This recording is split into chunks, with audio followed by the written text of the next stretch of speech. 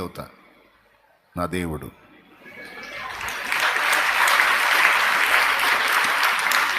మా దేవునికి శత్రువైనోడు నాకు శత్రువే.